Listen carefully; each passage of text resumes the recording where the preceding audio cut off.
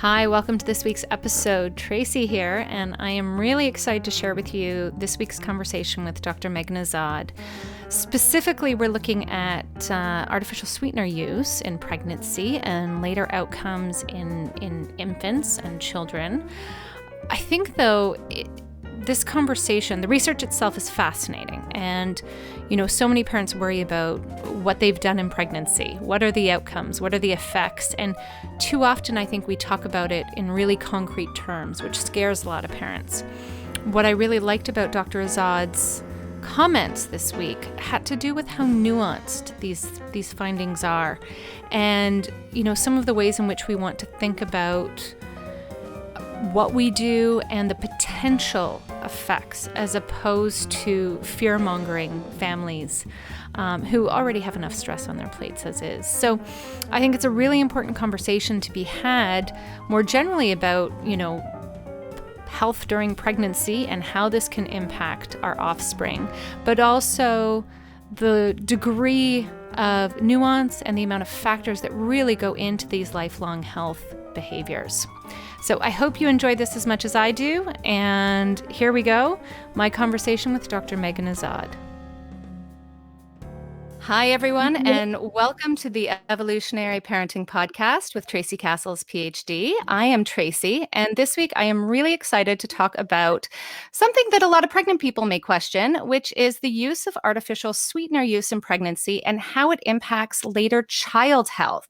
Now, joining me this week is Dr. Meghan Azad, and if you don't know who she is, you really ought to, but I will bring you up to date on this. So, Meghan is an associate professor of pediatrics and child health at the University of Manitoba. She holds a Tier 2 Canada Research Chair in Developmental Origins of Chronic Disease, and she co-directs the new Manitoba Interdisciplinary Lactation Centre. Her research program focuses on the role of infant nutrition and the microbiome in child growth, development, and resilience. She also co-leads the Manitoba site of the Child Cohort study, which is one of the studies we'll be talking about today, which is a national pregnancy cohort following 3,500 children to understand how early life experiences shape lifelong health. She is leading a clinical trial to improve matching procedures for preterm neonates receiving donor human milk and directing the new International Milk Composition Consortium. Her research is funded by the Canadian Institutes of Health Research, the Canada Foundation for Innovation, and the Bill and Melinda Gates Foundation. Dr. Azad serves on the International Society for Research in Human Milk and Lactation Executive Council and the Joint U.S.-Canada Human Milk Composition Initiative. She also was recently named one of Canada's 100 most powerful women by the Women's Executive Network. So thank you very much for being here today. Oh, it's a pleasure. Thanks for inviting me, Tracy. It is quite the CV you've got going there. Do you have time for anything else besides research? Well, I really love research, so it works out well. All right, perfect. So as I mentioned, today we are going to be talking about one of your many, many studies that you seem to have going on in your lab right now, which is about this artificial sweetener use in pregnancy. But before we even go there, I'm curious, how did you even get into the research with maternal nutrition, infant feeding, human milk consumption, and these effects on infant lifelong health? Yeah, so it started 10 years ago now when I was starting my postdoc after finishing my PhD, which I had done actually on a totally different topic, cancer cell signaling. And I found that to be interesting, but I really wanted to do research that was a step closer to actual real life and human beings. And so I got interested and did a few courses in epidemiology, which is the study of health in populations instead of cells and mice. And I really enjoyed that, the applicability of it. So for my postdoc, I was lucky to get connected with the Child Cohort study, which was just starting at the time. And so you mentioned this is a large national study of 3,500 families. We recruited when the mothers were pregnant back around 2010, with the goal of following these families as the children grew up to understand, as a primary question, why some kids get allergies and asthma and others don't, and what are the factors early life, maybe even during pregnancy, that influence those trajectories. And so some of the researchers involved in that study, one of them had gotten funding to look at the microbiome of babies in the study. And so these are the bacteria that live in and on our bodies and primarily in the gut. So she had some funding, and I was lucky to join the team as a postdoc. So my initial job in that role was to look at the microbiome of these babies with the goal of understanding how the microbiome would help shape their health as they grew up. But some of the babies we were still recruiting mothers at that time. So we knew we had several years to wait before all the babies would be born, and some of them would get allergies. But meanwhile, we were collecting a diaper actually right at birth. And then again at 3 months and a year. So very quickly, we started collecting those fecal samples, and we were able to start studying the microbiome, which at that time, 10 years ago, was a pretty hot, brand new topic. At the time, I can remember asking people, who's heard of the microbiome? And a few hands would go up. I think asking the same question today, everyone's heard of the microbiome, but it was really new and exciting at the time. So I spent a couple of years doing that. It was really exciting.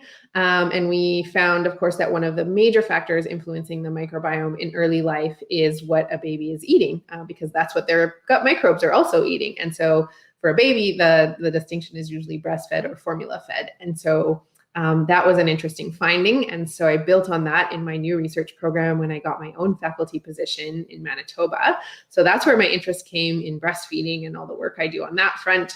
And then for the sweeteners, it was, reading the microbiome literature. There was an interesting study that came out around that time where some researchers had given artificial sweeteners to mice. And they found that this was changing their microbiome, and it was also making them become pre-diabetic. So it was messing with their metabolism. And so I read that study and thought it was really interesting and wondered, firstly, well, what if those mice were pregnant? Would that have an impact on their offspring? And the study had just looked at adult mice. It hadn't looked at pregnant mice. So that was a question that entered my mind. And then secondly, does this translate to humans? Because we know mice are not humans.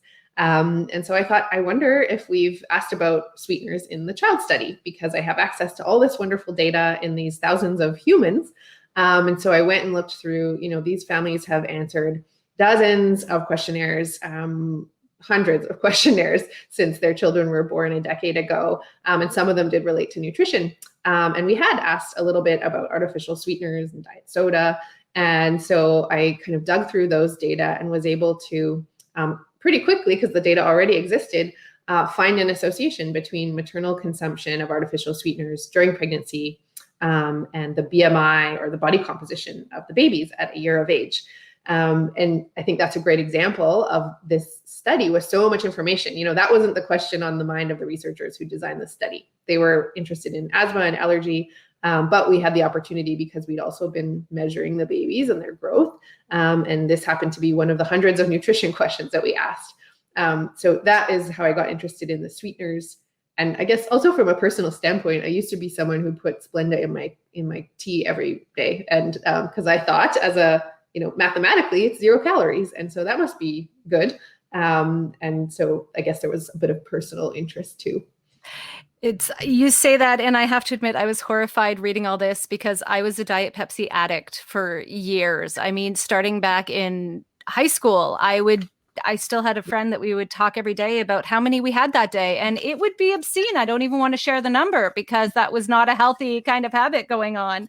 I'm sad to hear I didn't get to be part of the child cohort study because my daughter was born in 2010. So I was like ripe for the taking, and she has allergies and we have all this. And I'm like, I'm so curious what's going on. So it's fascinating. But Vancouver didn't pick us up for that trial because there is an arm in Vancouver, isn't there, for the child cohort study? Vancouver, Edmonton, Winnipeg, and Toronto. So yeah, too bad. There we go. I brought her into all the other studies, like at UBC, because I was a grad student, right? She did every kind of psych study that she was eligible for growing up, but this would have been very fascinating to do.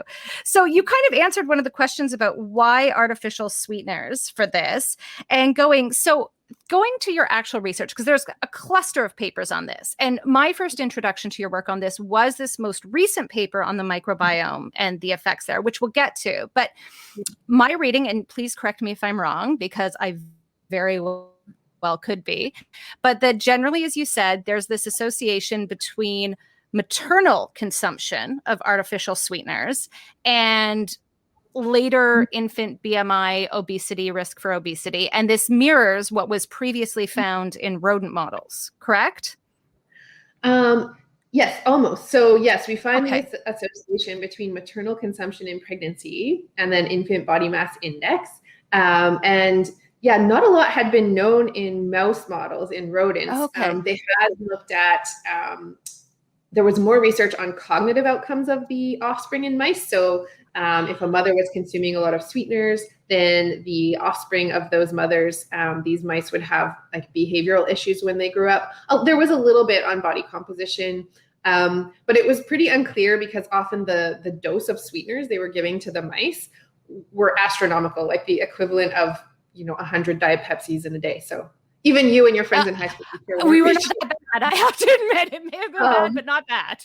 Yeah, so there were kind of hints, but there wasn't a lot known, and we weren't sure how relevant it was. So that's why I did reach out to one of my colleagues at my research institute who does mouse studies to say, I've seen this in the child study cohort, but of course, there's many details that are missing in a human study. You can't control what the humans are eating. So I said, could we look at it in mice? And we did that in his lab to really look, importantly, at a physiologically relevant dose.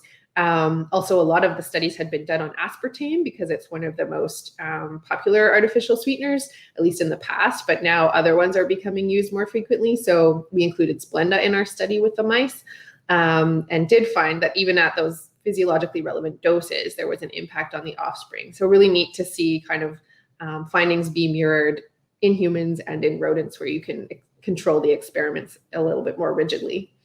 So what is, out of sheer curiosity, the physiologically relevant dosage?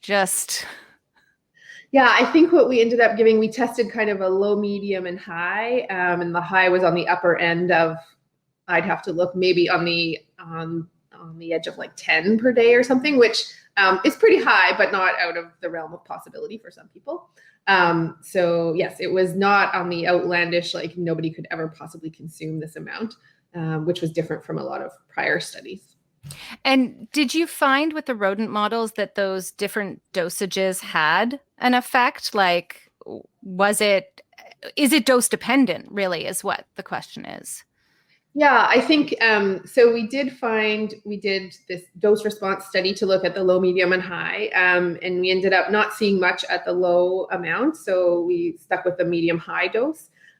So I do think it's dose dependent. And in the child study too, we looked at, there's a range of consumption, and it was really in the high group, which for the child study was at least daily, was the high group, because we didn't really track above that amount, how much more than daily. So we didn't see too much for, if you occasionally consume them a couple times a week, but it was really once you reach the threshold of every day, that we saw these associations coming through, which it's all relative, right? Like that's okay every day, but that would be me, right? Putting Splenda in my coffee every day, once a day.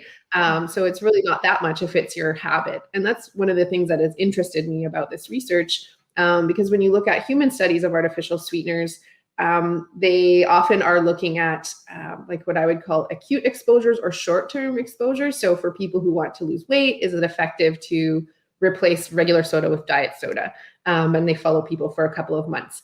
But my question was more about, because I think that can be effective, especially for people with diabetes. Like it may be a good way to wean yourself off the regular sugar beverages. But my question is, what about as a lifestyle for your entire life? Like what I was doing every day, putting it in my coffee. Is that something that maybe isn't as harmless as we thought? So could you give us a bit more details about the methodology that you guys have used? You've mentioned it's a cohort study. I know you had stool samples, but because you've got such a broad range of questions you've looked at in terms of obesity as it's measured, the microbiome as it's been assessed through these stool samples. And you even mentioned the different ages of the kids, because it seems like you were collecting children in 2010, but then some weren't born. So was this information gleaned, prior to even conception, or is it, retrospective analysis? All these things that go into understanding the study methodology. Yeah, so the child study is a longitudinal observational study, meaning that we're following people over time, and we're also not intervening. We're not telling them to do anything differently or giving them any sort of treatment. We're just capturing what they do in their everyday lives. And so we did enroll during pregnancy. And at that time, the mothers completed a bunch of questionnaires about their home environment, their stress, and their diet was one of the things. So they filled out a food frequency questionnaire with a couple of hundred different items on it, asking, on average, how often do you eat all sorts of different foods. And so the ones that we used to address artificial sweeteners, or non-nutritive sweeteners more correctly, was there was a question, do you consume regular soda? How often? And do you consume diet soda? And how often? And then there was a question about, do you drink coffee or tea? And do you add sugar or do you add artificial sweeteners, and how much and how often? So we combined those to look at consumption of artificial sweeteners. And I would be the first to acknowledge that that's not the most accurate way. Certainly there are artificial sweeteners in many foods, yogurts, dressings, ice creams, all sorts of things. So that wasn't captured. And we also didn't ask in detail, if you said, yes, I put artificial sweeteners in my coffee, like what kind? Because there are many different kinds. So that's a limitation of this study in terms of addressing questions about sweeteners. We're still following these families. So their kids are now, 8 to 10 years old.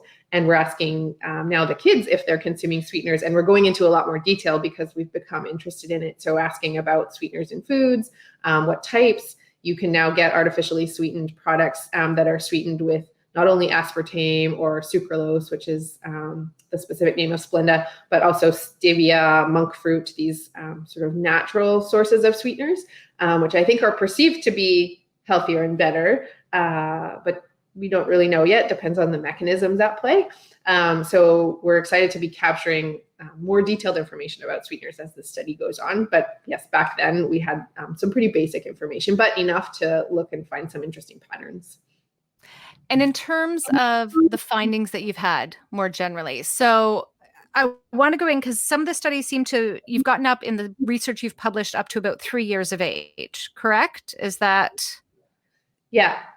Takes a while to do the research. I mentioned they're now 8 to 10, but yes. I know.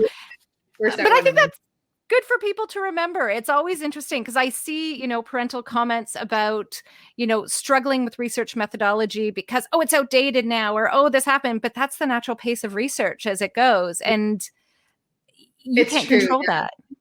Yeah, it's a good point because I mentioned stevia and monk fruit, but 10 years ago, those weren't around anyways. So it doesn't matter that we didn't ask about them. But true, in terms of making it applicable today, it would be really interesting to know. Yeah. And of course, when you publish the data you're collecting now on 8 to 10-year-olds, there'll be like 5 new ones that you won't have actually accounted for. So always catching up. Research takes time. We have to collect the data, clean the data, crunch the numbers, write the papers, get the papers reviewed. So it is a process for sure. Yeah. So, but one of the things I noticed in your papers at the 1 and 3 year age point that we have is that there were some differences in terms of certain effects that seem to be there at 1 versus 3. Can you tell us what seems to be happening over this time frame with the risk for obesity and outcomes? Yeah, so at the 1 year time point, we saw that babies born to mothers who were consuming the sweeteners on a daily basis had about a 2-fold increased risk of being overweight at a year of age compared to mothers who didn't consume these products at all. By 3 years, we saw a similar trend, but it had dipped below statistical significance. And there are many reasons why that could be. I mean, one is that by the time children are 3 years old, they're now, of course, eating their own foods. Maybe they're eating sweeteners. There are more factors at play, right? They know how much physical exercise do they get, lots more in the picture. So it becomes blurrier to find any one factor and its impact. It could also be that this is longer removed from the time they were exposed in utero. So definitely possible that some effects have a short-term effect that's visible, soon after the baby is born, but kind of diminish over time. So either is possible. And that was why I was really interested to do a mouse study where we could really control those factors tightly. And then also, mice lifespans are shorter, so follow them into teenagehood in mouse years and see what was going on there, and actually, look at their adipose tissue and measure their fat composition, which is something we couldn't have done in the baby. So very complementary work. So what were the findings with the mice? Can you elaborate on, removing all these extra factors that influence human work? What were you able to determine about that composition with mice? And before I say about the results in the mice, the other important thing in humans is this potential for confounding in an observational study. So this idea, is it the sweeteners that are actually having this impact? Or is it something different about moms who consume sweeteners that is having an impact, right? And you can make the leap, which is not a big one to make, that, well, who are the moms consuming sweeteners? Very likely, and we showed this in our data, it's moms who are already overweight, who have diabetes, and we know those are risk factors for children being overweight. So we controlled for that as best we could in terms of adjusting for it. And it still seemed that after accounting for maternal obesity and diabetes, there still was this link between the sweetener consumption and the phenotypes in the offspring. But that said, you can do all of the statistical adjustments, but the best would be to remove that entirely. And that's what we can do in the mice. And so what we saw when we gave artificial sweeteners compared to regular sugar or just plain water to pregnant mice, in the offspring, we saw a difference. It was mainly in the male mice. So we saw a sex difference, which is interesting. And here we saw that male mice born to the mothers consuming artificial sweeteners had a higher body weight over time. And when we looked at their body composition, we can separate fat from muscle weight. And it was really their fat tissue that was expanding and accounting for the obesity, which is not healthy. And we also saw differences in their glucose metabolism and insulin secretion, which are factors that influence your metabolism and potentially predispose to diabetes. So those are very concerning. And we also were able to culture fat cells in a dish and look at what happened when we exposed them to sucralose, and saw that the fat cells actually grew bigger. So more fat tissue and bigger fat cells contributing to more adiposity and obesity in those offspring. So when I'm thinking about where you're at with the human study and what you're saying about the mouse research, did you see a trajectory with mice that might give you an idea as to what you've seen in humans and where it might go? So I'm just trying to explain myself a bit more clearly here, but you had an effect at 1, it's diminished a bit at 3, but now with mice, you've looked into, as you said, adolescence and stuff. Was there a similar dip there, or was it a continuous growth, or is their time frame just not possible to test that? I never studied mice. I can't deal with that whole chopping up mice. It's not my thing. But I'm not sure how their time frame goes in terms of when you can look at these factors over their development, or is it just you don't really get this 3-year equivalent versus adolescence? Yeah, it's a bit difficult. Now that the kids are 8 and we're seeing them back, and we are for the first time doing a body composition analysis on the children before we just took their weight. So we wouldn't know if it's muscle weight or fat weight, but we do know that now at 8 years. So I'm really interested to look because sometimes you might not see an effect in the overall weight, which is what we've analyzed so far. But once you break it down into fat and muscle percentage, we might see something. So I think it's, I'm kind of not ready to draw conclusions yet to say, oh, the effect is gone after 3 years of age until we do those analyses, and then kind of look back at what we saw in the mice. Okay. So in terms of this, I want to get back to the sex difference that you just talked about, because I find that fascinating. And I know, sex differences emerge in so many areas. I think about, human milk composition. We've seen sex differences with babies in terms of maternal milk composition, all this stuff. What do you think is the driving force behind this particular effect, at least in the mouse model? I mean, is there a reason why we should see, what's the hypothesized reason why you might see this in male mice, but not females? Yeah, really, it's fascinating to me too. I think sex differences right now are, a hot topic. People are paying more attention to them. I think for a long time, it seems crazy now that it's just a standard thing to do. But in the past, people just didn't look for them. They just assumed, it's the same. We lump everyone together. Or in some cases, they would only study male mice, for example, because, female mice have menstrual cycles and that's complicated. So let's just leave them out of the research. And same thing in humans, right? Which is really a problem. But now that we find them, so it could be related to hormones. Males and females have different hormones. Did those hormones, interact with the sweeteners or the metabolism of sweeteners or the gut bacteria that metabolize the sweeteners? There are many possibilities that could relate back to hormones. And, when I was looking at this in babies, like 1-year-old infants, and I'm not an endocrinologist. So to me, I thought, well, hormones make sense as an explanation for adults or teenagers going through puberty, but surely like tiny babies, like this is not an issue. But actually, reading into it, there's something they actually call like mini puberty. And it happens in the first months of infancy where there are these surges of hormones that are different in male and female infants. So very well could be. Even in utero, like hormones are different. So it could be hormonal. It could also be behavioral. So male and female infants have different suckling behaviors, consume different amounts of milk. We haven't touched on it yet, but there is evidence that artificial sweeteners that mom is consuming get into milk. So we've been operating on the assumption that it's the exposure in utero in pregnancy that's important, but likely the same mothers who were consuming sweeteners while pregnant, probably kept consuming them after while breastfeeding. So is it the exposure through milk or in utero that's important, or possibly both?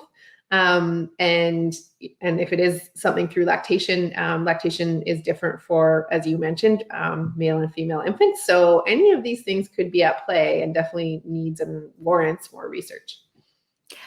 I'm sorry, but I am stuck on this mini puberty. What are the hormone differences? I've never heard of this. This is totally new to me.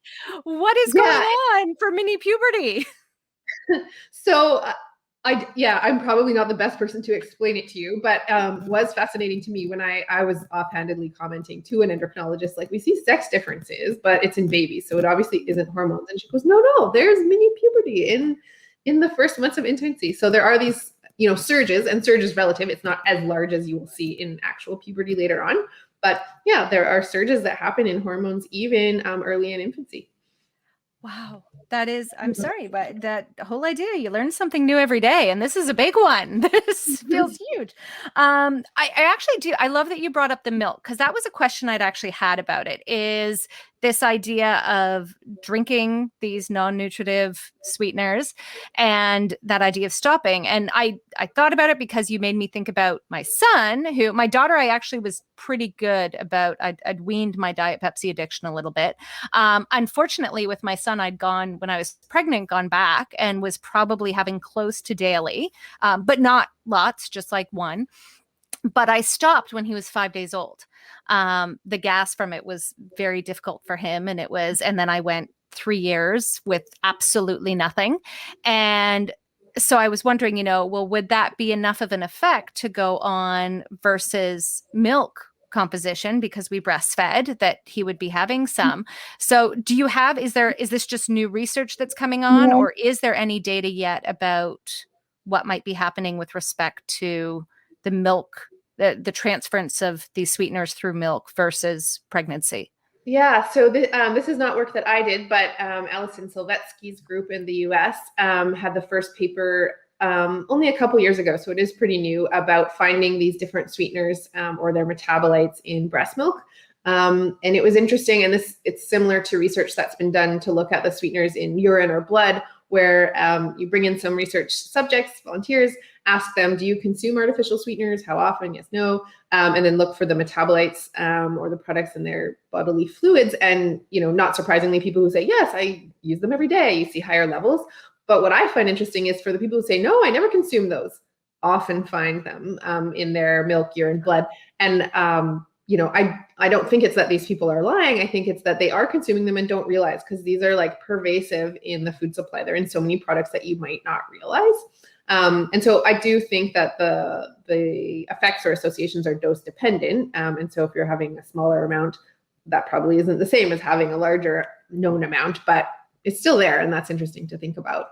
In terms of the effect through milk versus in utero, I think that would be the next step in the mouse research, because we could control it there, right? Have mice who get the sweeteners only in pregnancy, but not in lactation, or vice versa, which is a hard thing to do with humans.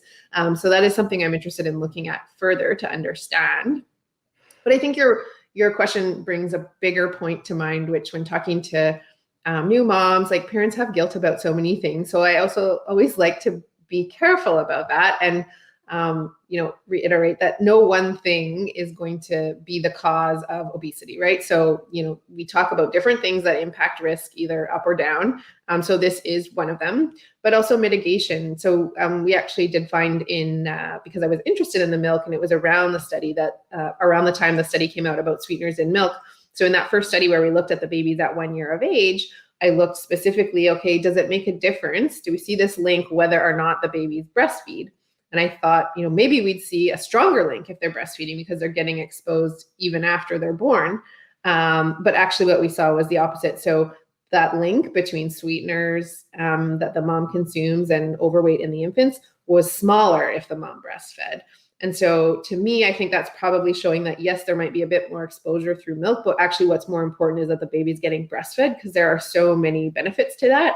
And we know breastfeeding in general is linked with a lower risk of obesity for many reasons. It supports a healthy microbiome. It helps babies learn to regulate their appetite. So I think all of those benefits probably outweigh any potential exposure to the sweeteners in milk. Would be my interpretation of that, although it's certainly kind of an indirect way of looking at the question.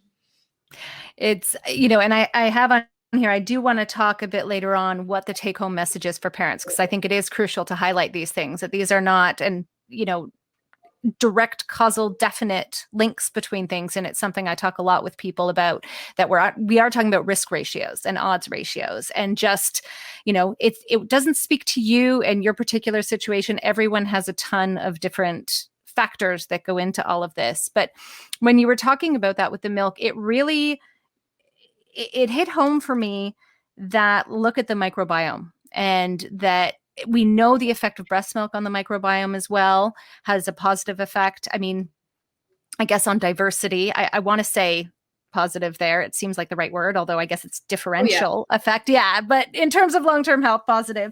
So I was thinking you had in one of your papers, there were the three kind of possible causal mechanisms between these links. And that is just, you've talked about all of them somewhat in detail here: the metabolism and the taste preferences, the hormone secretion, and also the alterations to the gut microbiota. Can we go into that gut paper a little bit here? Because I admit a lot of what I read, these differences, I wasn't quite sure what they meant in terms of the specific differences you found. Could you explain to everyone so you looked at the artificial sweetener exposure in pregnancy, and then the infant gut microbiota at a combination, it seems, of 3 and 12 months of age. Right.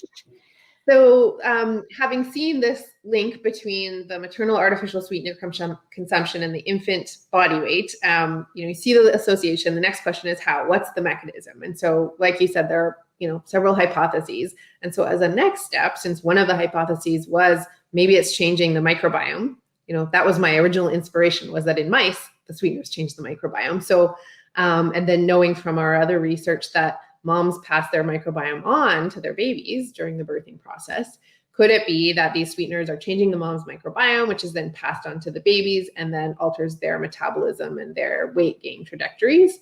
So to address that in the child study, because we had collected diapers, which we can use to look at the microbiome, I teamed up with Dr. Claire Arrieta at the University of Calgary, who's a great colleague of mine and is interested in the microbiome. And so we got a research grant to look at that question.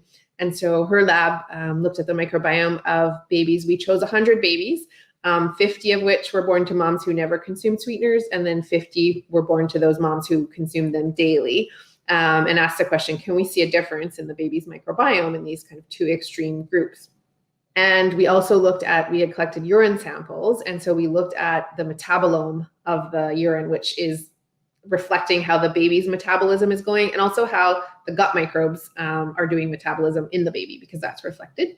And so looking at those two kind of biological outputs, we saw not huge differences in the microbiome of the babies who were and were not exposed to sweetener consumption by their mothers. And when I say not huge, comparing it to something like breast milk, which we've just mentioned is a huge driver of microbiome development, we see really big differences according to breastfeeding. Compared to those breastfeeding related differences, we see relatively small effects from the artificial sweeteners. which probably makes sense. Like, I think it's a relatively minor exposure compared to like what the baby itself is eating. But we did see a few, and actually we had to dig pretty deep because we didn't see even these small effects in all the babies. It was only in certain babies that had a certain microbiome composition already. It seemed that the sweeteners made a difference to them. So all of this just to say that the sweetener difference in the microbiome was there. We had to look pretty hard for it. So I think there's probably more going on than just a microbiome as a pathway. But it does seem like there is something going on. And we actually saw stronger differences when we looked at the metabolome. So from the urine samples, we saw a couple of metabolites, a couple of chemicals in the urine of babies who were exposed to these higher levels of sweeteners compared to those that didn't. And so that might be reflecting a difference in the microbiome that then affects metabolism, or it could be reflecting the baby's own metabolism, kind of independent of the microbiome, is affected. So a couple of clues as to what might be going on, but I think it's probably a complex story. You mentioned taste preferences as a possible mechanism. So that's something that wouldn't be reflected in any of these outputs I just described, but it's very possible that babies exposed in utero, these sweeteners also appear in amniotic fluid, which is what the baby consumes in utero, and then exposed in breast milk. Maybe those babies are developing a taste for sweetness and sugar, and maybe that's affecting their metabolism and their weight gain. So there could be a lot going on, but I do think there is a clue here that the microbiome and metabolism play some sort of role. So I have a couple questions from this because my mind goes to thinking first off about this idea of the taste. And you mentioned before there were differences, the moderating difference of breastfeeding seemed to lower the risk. Do you think there's something about the natural sugars in breast milk versus the kind of artificial, they're not artificial sugars, but I don't even know the difference in sugars, the human-made milk sugars versus the additive sugars that might go into formula that might be interacting with a potential taste preference to want more or something like that. Yeah. I don't know if it even makes sense. Yeah, it's really interesting. The science of taste preferences, which isn't my area of expertise, but I've read a little bit on, through doing this research, is really fascinating.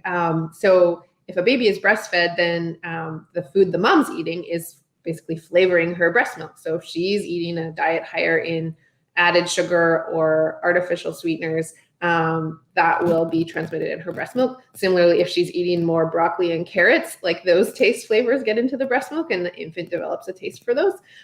So that in itself is fascinating, I think, as opposed to formula, which is standard, all the same all the time, and doesn't have all of the other variation in diet because moms are not eating the same thing all the time, but also, like you mentioned, the human-made sugars, some of which are actually complex carbohydrates that the baby doesn't even digest, but those are digested by the baby's gut microbes. And that is one of the things that is really missing from formula that's only found in breast milk. So very relevant to the microbiome from that sense. That's fascinating. The other question I had was about that gut microbiome. You mentioned that there was only a cluster of children with a specific gut composition. Can you tell us a bit more about that gut composition? Was it just particular elements, or are these elements that are linked to other behaviors like vaginal birth versus C-section or breastfed versus formula, or were there relationships to other environmental or experiential factors? Yeah, good question. I'm bringing it up in front of me, trying to think of a simple way to describe it. So basically, we took all the 100 babies and actually 200 samples because we had a sample from 3 months and a year from each baby. And we said, here are 200 samples. Computer, do you see any patterns? And computer says back, yeah, I see 4 different groups here. And so just looking at the data blind to anything else, there seemed to be 4 different groups. And so not surprisingly, one of the groups was primarily the 3-month-old babies, and another was primarily the 1-year-old babies, or the samples at those time points, because the gut microbiome changes a whole lot in that span of time, as you can imagine. But then 2 groups in the middle kind of seem to have a mix of these 3 and 1 year samples. And in some cases, they differed in things like breastfeeding or C-section, which are other things we know really influence the microbiome. And it was one of those 2 middle groups where the sweeteners seem to have a big impact. So one way of interpreting that is it's babies who are a bit off track already, maybe from other exposures, could also be antibiotics, that are susceptible to this like second hit of the sweeteners. There are many ways you could interpret the data, and these are observational, but I think that's one way of thinking of it. Kind of if everything's gone sort of normally and right, and you have this healthy, normal microbiome, then maybe it's not so susceptible. But if you've already had disruption from other exposures, then adding the sweeteners on top of it is going to kind of tip it over the edge. Would be what we're thinking of it. It kind of reminds me of the triple risk hypothesis with SIDS, where it's not just one event that goes on. It's, you need to have a multitude of things going on at the same time, which it makes sense from a biological perspective. I think there's very little that we can look at where there would just be one factor that is the determining force for it, that there has to be a lot to it. So in terms of these different ones, can you talk a little bit more just about the metabolic hormone secretion? Because that seemed, I admit my confusion here, because I think that was linked prior to the gut microbiota, but also as its own hypothesis. So what's the distinction between the hormones versus the microbiota and the way it might affect this relationship? Right. So when we think about hormones, the process of consuming food and calories and glucose in particular, which is a part of many foods, when your body consumes glucose, it tastes sweet. So sugar tastes sweet. And so that will trigger your sweet taste receptors, like on your tongue. These sweet taste receptors also exist in your intestines, which is always funny to me because of the name of them. You're not tasting with your intestines, but these receptors are in various tissues in your body. So the glucose binds to them, and then that triggers a cascade of hormone signaling that helps your body then realize, oh, I've just had sugar. I need to secrete insulin so I can absorb the sugar, so I can metabolize it, so I can store it as energy, or I can use it to fuel my cells. So when you have an artificial sweetener or a non-nutritive sweetener, your body still perceives that as sweet because it's still binding your sweet taste receptors.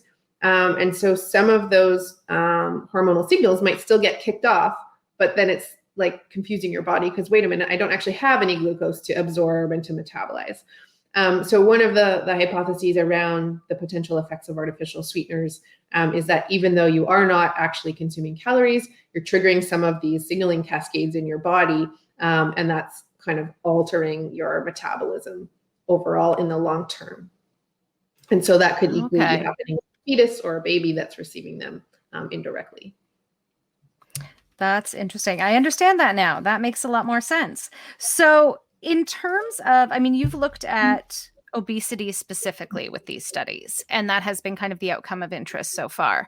But you mentioned earlier that the first research on mice actually had to do with cognitive outcomes, correct? Mm-hmm. So yeah.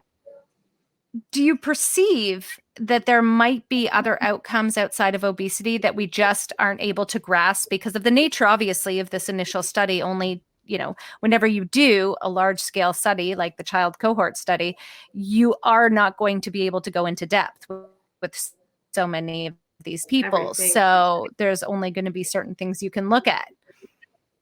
Yeah, I think so. When I first read that mouse microbiome study and wondered about what about pregnant mice and kind of searched that up, I did find some studies on cognitive outcomes. And when I looked in human studies, there was, again, very little about sweeteners in pregnancy, but the studies that existed were looking at preterm birth as one outcome. So if moms are consuming these during pregnancy, were they more likely to deliver preterm? And there were a couple about wheezing and asthma in the offspring later on, which we do have data on in the child study. So it's something that we'd be able to explore. But surprisingly, nothing about infant body composition, which to me seemed like the first obvious question, like sugars are related to obesity. So why wouldn't that be the first question? But it may be that those cohorts didn't have data on that, but they did have data on preterm birth. And there was even one on bone fracture, broken arms, bone fractures, to see if it was related to bone health. So I do think there is potential for impact on other body systems, whether it's because obesity is related to those systems. So taking asthma as an example, we know that obesity is a risk factor for asthma. So could be a pathway in that sense, or could be completely independent of body composition and maybe If it's affecting the microbiome, this could be affecting immune development, which could have impact on other outcomes. We do actually have some data on behavior and cognitive outcomes in child. So it's on my to-do list, but that list is very long. So you haven't actually analyzed it yet. We don't know the answer to that one, because for me, it struck that you're looking at the microbiome, and the more we learn about the links, to mood, to anxiety, depression, et cetera, to cognitive functioning, that the fact that you saw even just this little risk with this cohort, even if it was just a subset of the group, but also then the mouse research that did see alterations in the microbiome, that this leaves open a huge area for what people can expect there might be. And again, this goes to that hedging. This is not saying there will be. It's not saying it's definitely causal for all people. But given certain sets of circumstances, there may be larger effects that we might see with people there. What would be your guess as to what else, like what would you look at next outside of this? I mean, if you get to redesign the study again and start looking at stuff, what are the other areas that because you have so much more information and knowledge in the background of this. So what would you expect to be looking for or would hope to look at next? Yeah, well, if I could design the study again or start a new one or start over, I mean, one thing I would do is for sure capture the exposure, the intake in more detail. So how much are moms consuming, exactly what types of sweeteners and what types of foods, what are they replacing, replacing with these artificial sweeteners, and then also monitoring the children's own intake. So what are they feeding their children once they're old enough to be consuming beverages and foods, to really understand that better. And then in terms of the outcome, I do think the body composition is an important one, but I would be looking at other outcomes, anything tied to the microbiome potentially, which seems to be almost everything. So you mentioned behavior, cognitive outcomes. I think it is, though, important to keep this in the context of everything else. And that's what's great about a study like Child, where we're not only asking about sweeteners or even only asking about nutrition. We're also looking at, cleaning chemicals in the home, outdoor air pollution. Like, you really want to look at all these things in relation to each other is important. But what I think is relevant to emphasize about sweeteners is, you can look at something like breastfeeding, which is really important, but it's complicated. Not every mom can breastfeed. There are issues around that, or if they can, is it a trade-off? Does it mean they don't go back to work? There are so many spin-off effects, or something like antibiotics, which we've been studying. And yes, it's good to avoid antibiotics if you don't need them, but sometimes you need antibiotics.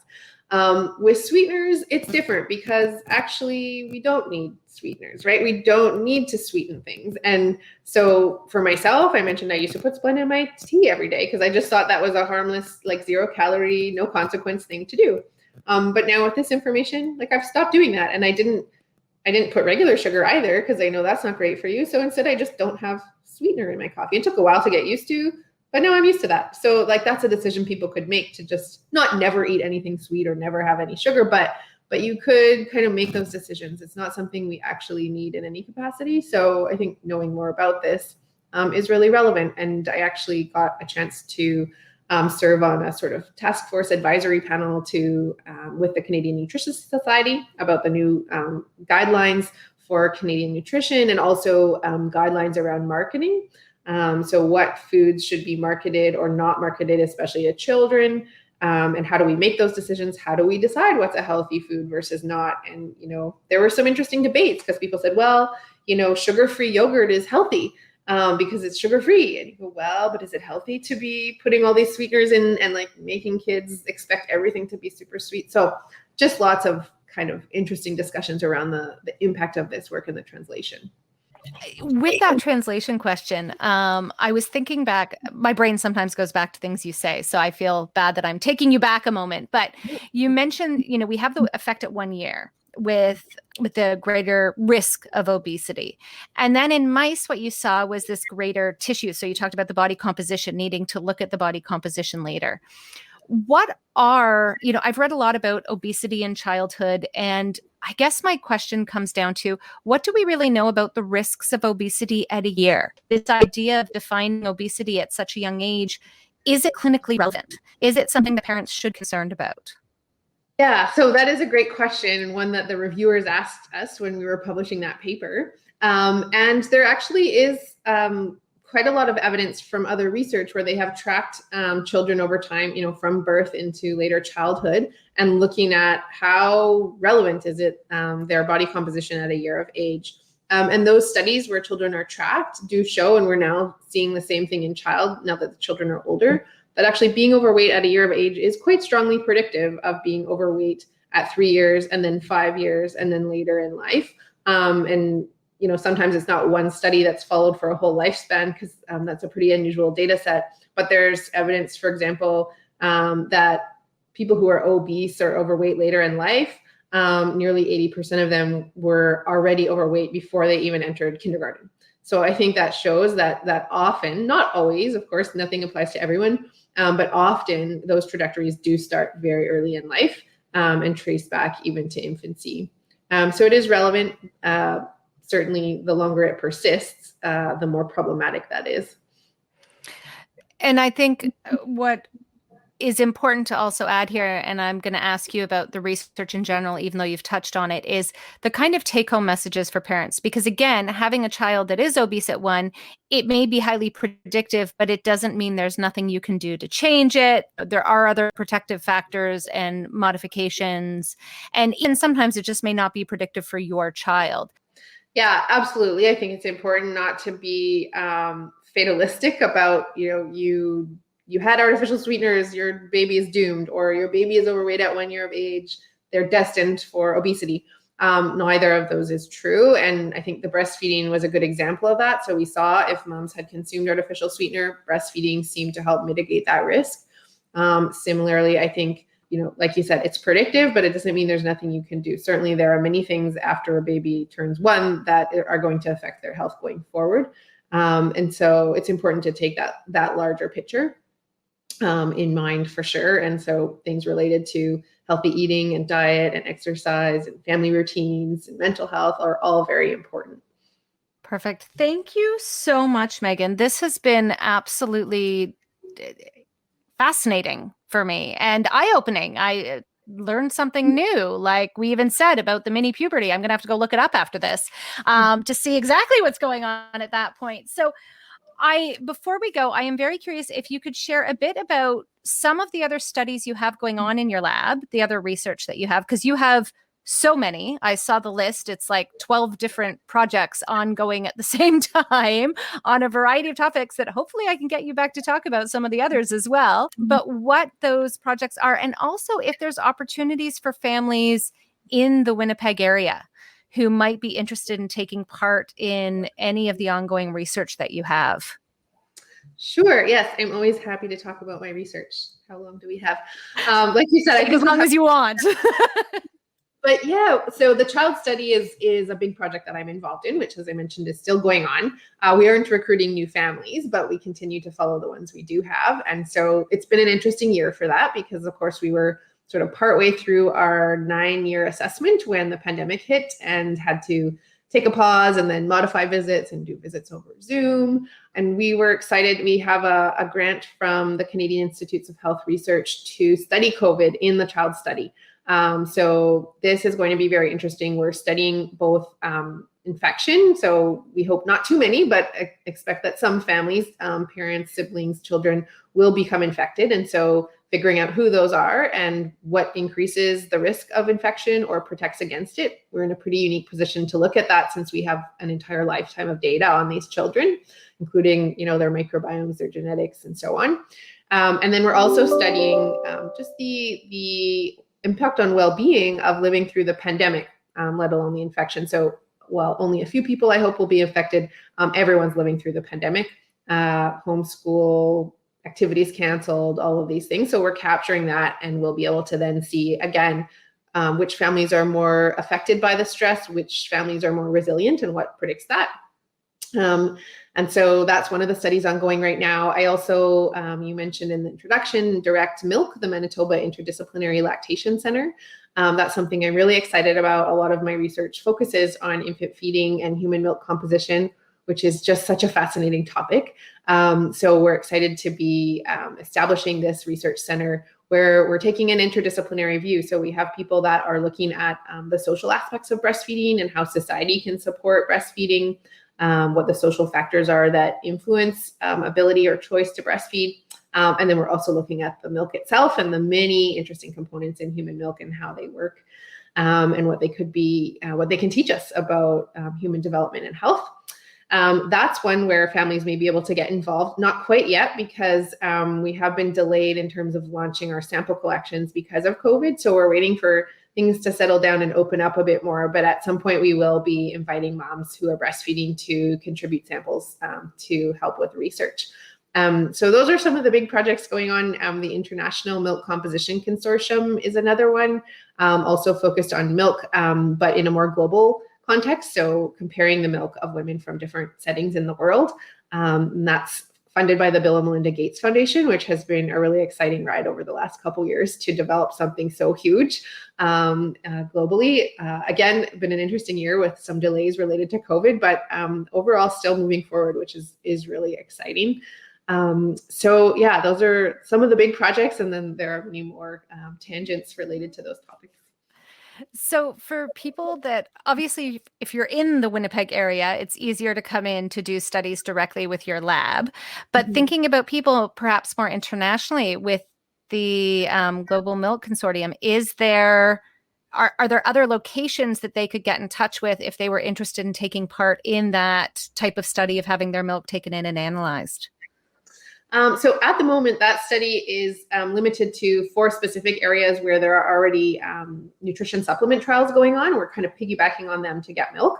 But I view this and milk really as just the beginning. So it is my vision that in the future we'll expand to other locations. And I think if this year has taught me anything, it's that geography is not really such a boundary as I thought it was before, right? I've hired people onto my team in the last year who don't even live in Canada, and I've never met in person, and who knows if I ever will, but I see them on Zoom every day and it's great. And so I think the same thing could happen with the projects we're doing and the people that we recruit to participate in them. So if people are looking for you, is the best spot your lab website if they want to find out more? Yeah, so it's azadlab.ca. You can find there how to connect with us. I'm on Twitter as well. I think that's how you found me. Yeah, I've been following her for Twitter. You should. If you're on Twitter, you have to follow Meghan because she has amazing research shares, findings, everything. It's absolutely worth the follow. Great. Well, thanks for the plug. Yeah, it was great to connect with you on there, and I look forward to maybe hearing from some of your listeners. Yes. Well, thank you so much for all of this again. I really appreciate you taking the time to do this because it is fascinating research, and I just love the way you have analytically started going down every path. It's not just, unlike some studies where it's one study and you just get the findings and then you hope someone else follows up. I love that you really seem to be digging in to really complete the entire picture here for people. So I know it's a long haul, and there's so much more to look at, and I appreciate that, but I appreciate you taking the time to share this with us today. Yeah, it's definitely a lifelong commitment, but I think I'm pretty lucky to be able to do this fun stuff as a career. And I definitely need to give a shout out to all the research participants. So from the child study in particular, they've been really dedicated for many years, but also the many colleagues that I work with. I mentioned Claire Arietta on the microbiome paper, but there are so many more, over 40 researchers involved in the child study. My own lab, I have over a dozen people who are fantastic, and I couldn't do any of this work without them. So a big shout out to all my trainees and colleagues who I have the pleasure of working with.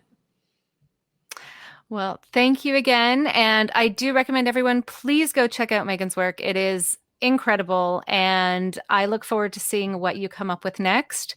And thank you once again for sharing your expertise with us today. That is it for this week's podcast. Thank you so much for listening. I hope you enjoyed it as much as I enjoyed speaking to Dr. Azad. Please do check out her lab page. There's so much there on the many different projects she's running, and I do hope to get her back on to talk more about some of these other projects, specifically ones on breastfeeding. You can also see in the show notes the different articles that we have been talking about, so you can check those out yourselves. And come back next week for a interesting discussion, I think, on how anxiety plays into sleep training or controlled crying more generally. So that is coming up next week, and I hope to have you back then. In the meantime, if you feel like leaving a review on the podcast, if you've been enjoying what you're listening to, please feel free to do that wherever you get your podcasts. And that is it, and happy parenting.